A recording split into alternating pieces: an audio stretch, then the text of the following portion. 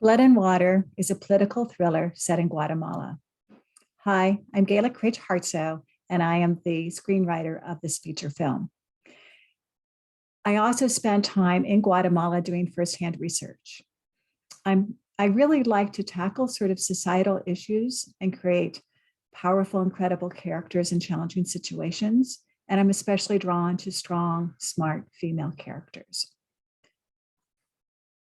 So who are these two strong female characters in Blood and Water? Well, we have Abby Arroyo. She's American. She's gone to the best school and is liked by all. She's not snobby in any way. She's a business consultant specializing in utilities, and she wants to work someday at the World Bank. Rosa Castillo is a spirited Mayan. She's passionate about solving the water crisis and helping her Guatemalan people. And she has a strong distrust of anyone American, especially if they are tied up with corporate America. So these two polar opposite women must join forces to gain their freedom and change the history of a third world country by proving corporate corruption and mass murders. Now, to give you a context, Guatemala is a country that's rich in the Mayan culture, incredible Mayan pyramids, beautiful geographic landscape, colorful towns, and the people wear very colorful hand-woven garments that are native and woven within their cultures. It's also an environmental nightmare, particularly in terms of water pollution, which is a major challenge today in Guatemala. Now, the water we hear is the environmental problem, but there's also the blood side of Blood and Water. Guatemala is very known for having a long history of violence and genocide. During the Guatemala genocide, over 200,000 people were killed, 40,000 disappeared, 626 villages were destroyed, and 1.5 million people ended up in the diaspora sent elsewhere. And this is in a land no bigger than Ohio. And it's extremely relevant today when you think about what is happening in Ukraine, Syria, Afghanistan, Iran, and other parts of the world. Now, just to walk you through the story. You've met Abby. She's athletic. I told you she's very likable. She really does feel stuck in her career, and she wants more meaningful work. But for her to get a job at the World Bank, she has to have had some overseas work experience. So she meets up with Kimberly Plasnick. They were college friends, college roommates. They go rock climbing at a gym in Washington, D.C. Kimberly is on a very fast track at the World Bank, and she offers Abby a quick consulting assignment at APCO, which is the water utility in Guatemala, and it will help bolster her resume. While talking, Kimberly shares that she really doesn't trust the CEO there, but she went through her MBA program with the Zach, who she thoroughly trusts, and he's the chief financial officer there. So she asked Abby, go down, assess the management, give me a report.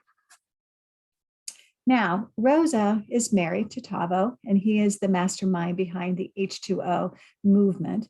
He's very charismatic, and she writes his speeches. She really does a lot of the behind the scenes work for him. And they have a little daughter, Maritza. They're also very outraged about the country's toxic water shortages, and worry about their daughter's future. And they live in a very tidy apartment in an area which is a slum in Guatemala.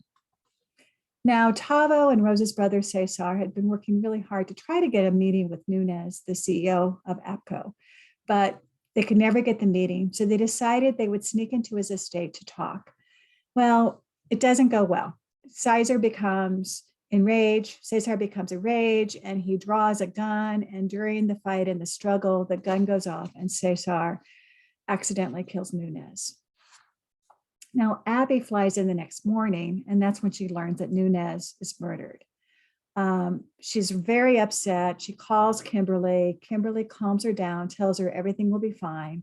She goes on and she meets with Zach Navarro and is actually very impressed with him. He is committed to rooting out corporate corruption. He seems like a logical candidate to be the next CEO.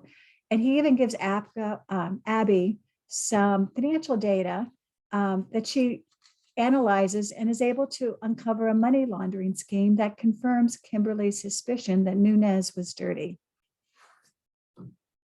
Now, what Zach doesn't know at first, but finds out, is that Abby keeps digging deeper into finding even more financial corruption involving larger accounts, including accounts with addresses that end up being at a parking lot. Nobody lives there.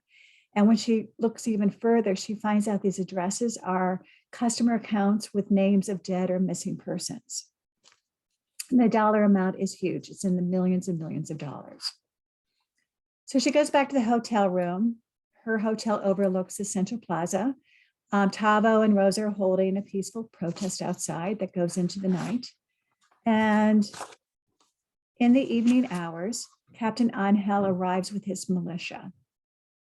Now, just so you understand Angel, he has a very refined, commanding presence. He not only thinks he is God, but in Guatemala, he is God. He loves tango, music, nature, animals, and knives. He is there to arrest Tavo for the murder of Nunez. Well, Cesar attacks the militia, the protesters join in the ruckus. Tavo rushes to protect his daughter. He's shot in the bed and he dies. Rosa is captured and mayhem and violence breaks out. In fact, so extreme, the US Embassy the next day evacuates all Americans. Angel and his military regime take over control of the country. They close the ports, airport, and banks. They place legislators under house arrest. Now, Kimberly tries everything she can to get Abby out of Guatemala, but she cannot get her on a flight until the next day. One little side note is I did do a tabletop reading with Edward James Olmos. He would be interested in the part of Angel if this film is produced. Now, Zach offers to get Abby at least out of the city, which is under a martial rule lockdown, and he takes her on a tour of the Apco Dam. And while there, he tells her about the history, including mass murders, which was all done under Nunez's authority to remove the local people to build the dam. And he explains that among the villagers who were killed are Rosa's parents. Now, while at the dam, Abby unknowingly drinks some lace water. She passes out. She wakes up in her hotel room and sees Zach's dead body in the bathtub. The military police break down Abby's hotel door, and she's wrongly accused and arrested for murder. So Abby's now thrown into a cesspool they call a prison. Kimberly flies down to see what she can do. No attorney will take her case because Angel controls them all. Kimberly pays a bribe to get Abby a better cell, and they put her in the same cell with Rosa. Kimberly also bribes a bellhop to get into the room where the murder occurred, and she finds some dried blood. She has it tested, and it turns out it's not human blood, it's pig's blood. So she now suspects Zach was not killed after all. Now, with Tavo's death, Rose is emboldened to take on the H2O cause, and she really does detest Abby, who represents everything she hates: corporations, and the United States. At the same time, Abby must survive in prison, the squalid conditions, the threats to her life. And she learns a little bit from Rosa that a lot of those women are not there because of violent crimes, but because of other reasons. They are lesbians, or they had an abortion, or even a miscarriage that was decided that they had caused it. So Abby just wants out of there. She plots an escape. Rosa forces herself to come in on this escape, or she'll blow the whistle. So the two of them trigger a prison riot and get away by hiding in a dumpster. They're dumped with other garbage, which ends up being other dead bodies that were killed during the prison riot that they had started, into basically a human burial pit. And under the cover of night, they slip away. Now, they have to make their way through the Guatemalan rainforest. They elude jaguars and the militia by escaping in the ancient Mayan waterways. The Angel and the militia, though, are relentless. They are constantly in pursuit of these two women. They get to a village, they're exhausted. They decide to spend the night there and head out the next morning. And wouldn't you know it, Angel arrives with his militia. And Abby and Rosa witness Angel order them to kill the village men if they do not tell the whereabouts of Abby and Rosa. Now, Abby's so upset. I mean, she's witnessed the rape of these teenage girls. She decides to just turn herself into Angel, and maybe these brutalities will stop. In the meantime, Rosa, goes sort of behind the scenes, and she manages to rally the village women to destroy Angel. And at this point, even his soldiers, Angel's soldiers, are fed up with his atrocities, and they are ready to turn on him. But before he escapes, he does state, actually, he ends up being killed, but before this all happens, he states that Abby is worth more to him dead than alive. And that is another reveal. I mean, Abby learns that Zach is still alive and that Kimberly and Zach are lovers. And they are behind an even bigger money laundering scheme where they have moved money to the Caribbean. And they are now enjoying a luxurious life there. Now, Kimberly uncovers that Zach put a bounty on Abby's head, and she's really furious because that was not part of the deal. Abby was her best friend. But Zach was worried because Abby knew too much and he was afraid that they would get caught. Now, Abby confronts Rosa and says, okay, terrorist or freedom fighter, what is it going to be? And Rosa replies, it all depends on who wins, doesn't it? So Rosa and Abby together go before the United Nations. They not only reveal the human atrocities, but also the involvement of Kimberly and Zach. And Rosa makes a decision to run for public office in Guatemala. Now, I will point out that dictators in Guatemala rise to power. The people overthrow them. Some time passes, a new leader comes in, and the cycle begins again in terms of them becoming a dictator, coming to power. And this cycle has been repeated for over 1,000 years there. And it is my hope that with this film, with this story, that we can break the cycle. The script has gotten very good reviews. It's won prizes.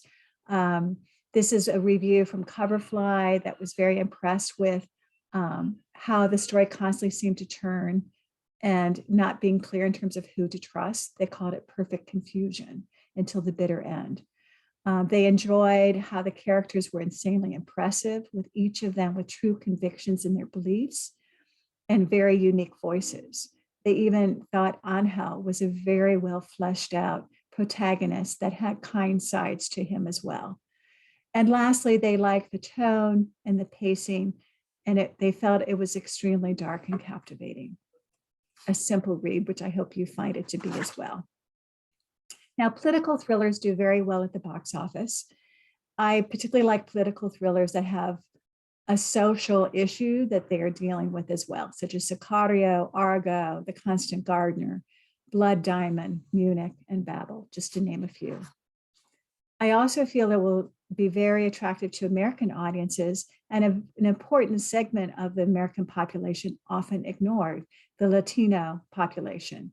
It makes up more than 30% of the market in the top 10 cities, and it's over 56 million residents in the United States today.